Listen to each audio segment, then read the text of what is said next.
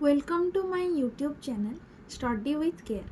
आज आम पढ़ा ऋणांक व्यवहार करी आम किपरि गुणफल निर्णय करिपरिबा। तो ता पूर्व आमको किछिटा सूत्र उपरे फोकस करने को पड़ो।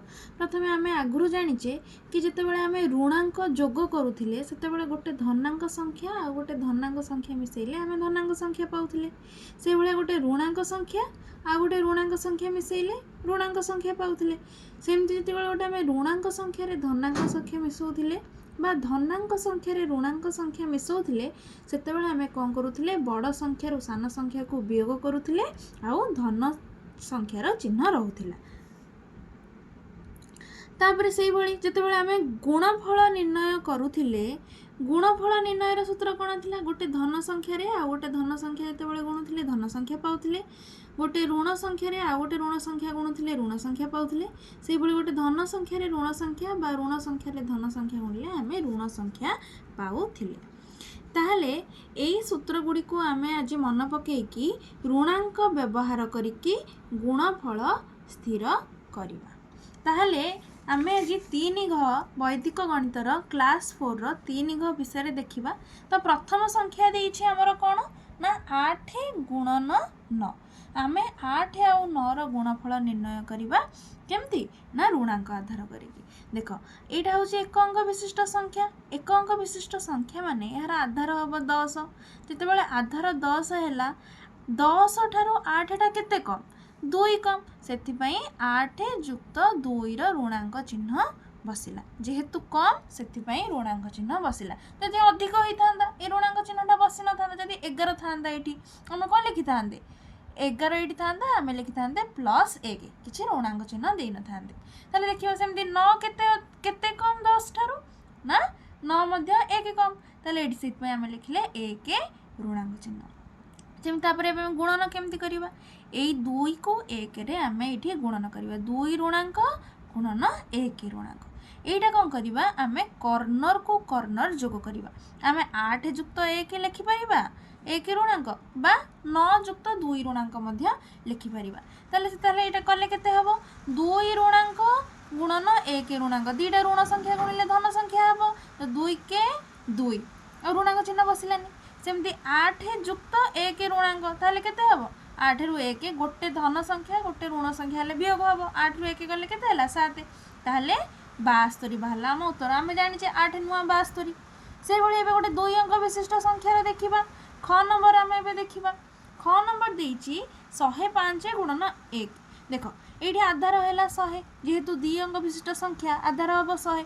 ये 2टा शून्य अच्छी बोली जितेबाला आम 105 रु 5 अधिक लिखा खाली 5 न लिखिकी आम लिखा 05। सेमती 101 के लिखा 01 डाहाण पट संख्या को डाहाण पट संख्या कौन गुणन करवा 01 गुणन 05 खाली 5 लिखवानी के लिखा 05 लिखा। तापर आम से भाव में कर्नर को कर्नर मिसेब 105 युक्त 1 कर 101 युक्त 5 ताहले केते हबो आमर 105 युक्त 1 है 106 1 5 5 ताहले आमर उत्तर केते बाहरला 10,605। से भली ग नंबर देखिबा। ग नंबर से देइछि गोटे संख्या 95 और 97। देख ये आधार हम 100 जेहेतु 2 अंक विशिष्ट संख्या अच्छी 100 ठार 95 केते कम हम 5 कम कम बोली बसिला ऋण चिन्ह। 97 केते कम 3 कम 3 कम बोली बसिला ऋण चिन्ह। तापर एबे आमे कौन करबा गुणन करबा 5 को 3 रे गुणिले केते हला 5 3 की 15।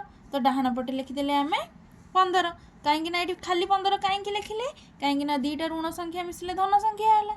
सेमती 95 युक्त 03 ऋण चिन्ह ताले 95 रु 3 गले केते हबो 92 ताले एठी हमर उत्तर होची 9215। सेमती आ गोटे अछि घ नंबर देइछि हमर 108 98। एठी देख एठी आधार होची 100 किंतु गोटे संख्या देइछि कोन ना 100 ठारू अधिक आउ गोटे संख्या देइछि 100 ठारू कम।